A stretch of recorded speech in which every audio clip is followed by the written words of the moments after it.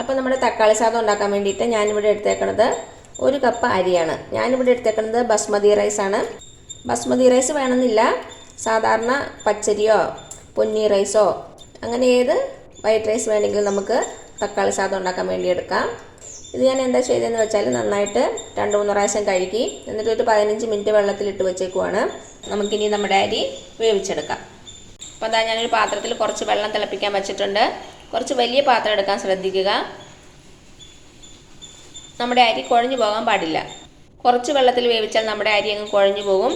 അതാണ് എപ്പോഴും കുറച്ച് വലിയ പാത്രത്തിൽ കുറച്ചധികം വെള്ളത്തിൽ നമ്മുടെ അരി വേവിക്കാൻ ശ്രദ്ധിക്കണം. അപ്പോൾ നമ്മുടെ വെള്ളം തിളയ്ക്കാൻ തുടങ്ങിയിട്ടുണ്ട്. നമുക്കിതിലേക്ക് കുറച്ച് ഉപ്പ് ചേർത്ത് കൊടുക്കാം. നമ്മുടെ ചോറിന് വേണ്ടിയ ഉപ്പ്.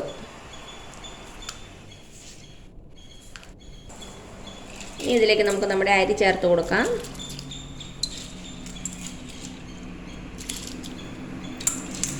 ഇനി നമ്മുടെ അരി ഒന്ന് നന്നായിട്ട് വെന്ത് വരട്ടെ.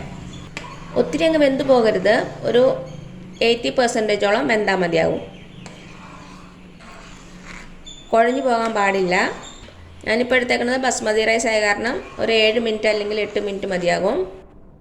അപ്പോൾ ഇത് നന്നായിട്ടൊന്ന് വെന്ത് വരട്ടെ, അതുവരെ നമുക്ക് വെയിറ്റ് ചെയ്യാം.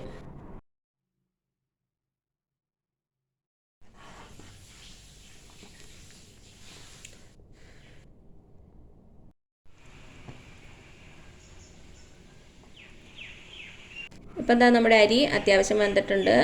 ഒരു 80% വെന്തിട്ടുണ്ട്. ഇത്രയും മതിയാകും. ഇനി നമുക്കിതൊരു അരിപ്പയിലേക്ക് മാറ്റി വെള്ളമൊക്കെ ഊറ്റിയെടുക്കാം. അപ്പോൾ ഞാനിതൊരു അരിപ്പയിലേക്ക് മാറ്റുവാണ്. എന്നിട്ട് നമ്മുടെ ചോറ് നന്നായിട്ടൊന്ന് തണുക്കണം. തണുത്തതിന് ശേഷം നമുക്ക് ബാക്കിയുള്ളത് ചെയ്യാം. ഇപ്പോൾ എന്താ നമ്മുടെ ചോറ് ചൂടൊക്കെ ആറിയിട്ടുണ്ട്. ഒന്നിനോടൊന്നും ഒട്ടാതെ നല്ല പെർഫെക്റ്റ് ആയിട്ട് വന്നിട്ടുണ്ട്. നന്നായിട്ട് തണുത്തതിന് ശേഷം മാത്രം നമ്മൾ തയ്യാറാക്കുന്ന മസാലയിലേക്ക് ചേർക്കാവുള്ളൂ, അല്ലെങ്കിൽ അങ്ങ് കുഴഞ്ഞു പോകും. ഇത് നമുക്ക് മാറ്റി വയ്ക്കാം. അപ്പോൾ എന്താ ഞാനൊരു പാത്രം വെച്ചിട്ടുണ്ട്. നമുക്കതിലേക്ക് എണ്ണ ഒഴിച്ചു കൊടുക്കാം. ഞാനിവിടെ നല്ലെണ്ണയാണ് യൂസ് ചെയ്യണത്.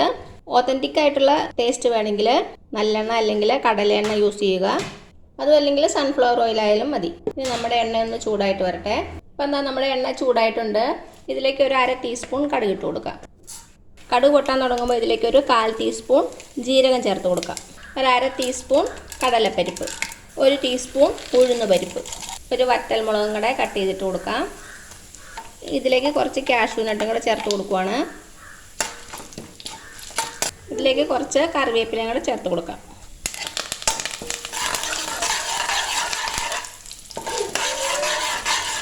അപ്പോൾ അതാ എല്ലാം നന്നായിട്ട് മൂത്ത് വന്നിട്ടുണ്ട്. ലോ ഫ്ലെയിമിൽ വെച്ചാൽ മതി.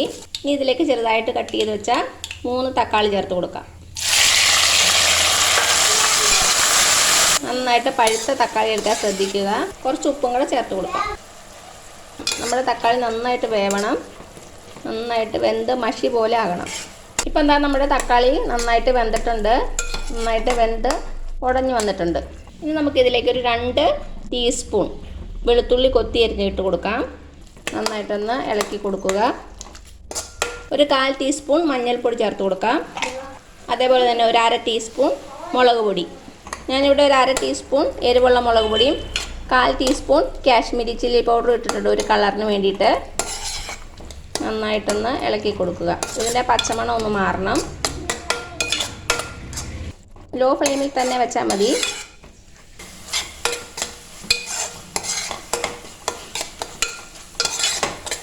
നിങ്ങൾക്ക് ഗരം മസാലയുടെ ടേസ്റ്റ് വേണമെങ്കിൽ ഒരു 1/2 ടീസ്പൂൺ ഗരം മസാല പൗഡറും കൂടെ ചേർത്ത് കൊടുക്കാം. പക്ഷേ ഓതൻറ്റിക്കായിട്ട് ഗരം മസാലയൊന്നും നമ്മുടെ തക്കാളി സാദത്തിൽ യൂസ് ചെയ്യാറില്ല. ഞാനിപ്പോൾ തൽക്കാലം ഗരം മസാലയൊന്നും ചേർക്കണില്ല.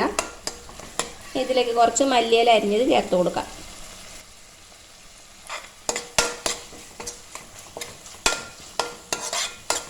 അര ടീസ്പൂൺ കായപ്പൊടിയും കൂടെ ചേർത്ത് കൊടുക്കുകയാണ്.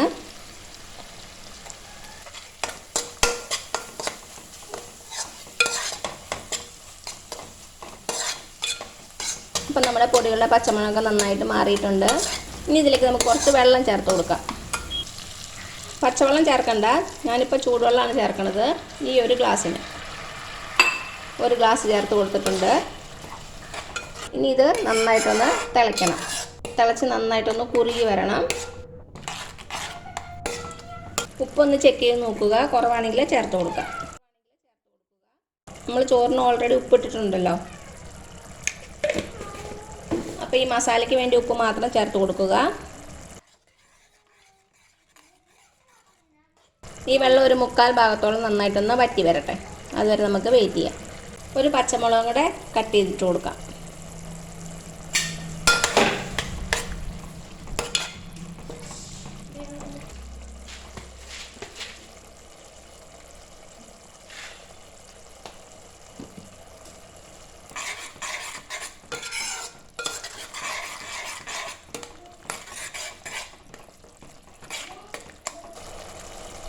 ഇപ്പം എന്താ നമ്മുടെ വെള്ളമൊക്കെ അത്യാവശ്യം നന്നായിട്ട് വറ്റി വന്നിട്ടുണ്ട്.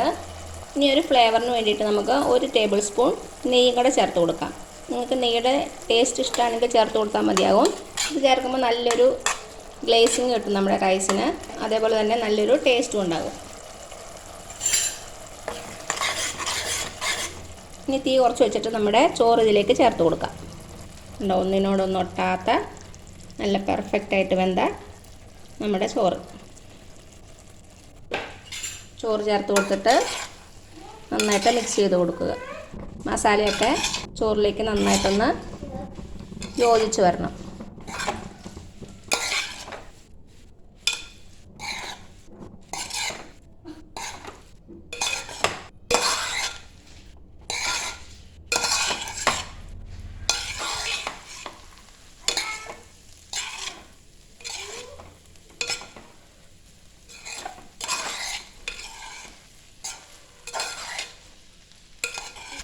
അപ്പോൾ അത് നന്നായിട്ടൊന്ന് ഇളക്കി കൊടുത്തു.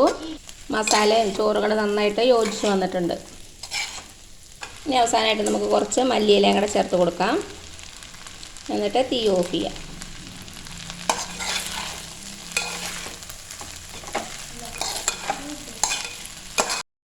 അപ്പോൾ അതാ ഇത്രയേ ഉള്ളൂ നമ്മുടെ ടേസ്റ്റി ആയിട്ടുള്ള വളരെ എളുപ്പത്തിൽ തയ്യാറാക്കാൻ പറ്റിയ തക്കാളി സാദം അല്ലെങ്കിൽ ടൊമാറ്റോ റൈസ്. നല്ല എളുപ്പമല്ല ഉണ്ടാക്കാൻ, അതേപോലെ തന്നെ നല്ല ടേസ്റ്റിയുമാണ്. അപ്പോൾ എല്ലാവരും ഒന്ന് ട്രൈ ചെയ്ത് നോക്കുക. എന്നിട്ട് അഭിപ്രായങ്ങളൊന്നും അറിയിക്കാൻ മറക്കരുത്. അപ്പോൾ ഈ വീഡിയോ ഇഷ്ടമായാലും താഴെ കാണുന്ന ചുമന്ന സബ്സ്ക്രൈബ് ബട്ടണിൽ ഒന്ന് പ്രസ് ചെയ്ത് സപ്പോർട്ട് ചെയ്യണേ. അപ്പോൾ അതിന് തൊട്ടടുത്തൊരു ബെല്ലൈക്കൺ വരും, അതുകൂടെ പ്രസ് ചെയ്ത് ഓൾ എന്നുള്ള ഓപ്ഷൻ കൊടുക്കുക. ഇനി പുതിയ റെസിപ്പി ആയിട്ട് വരുന്നവരേക്കും thank you so much. By.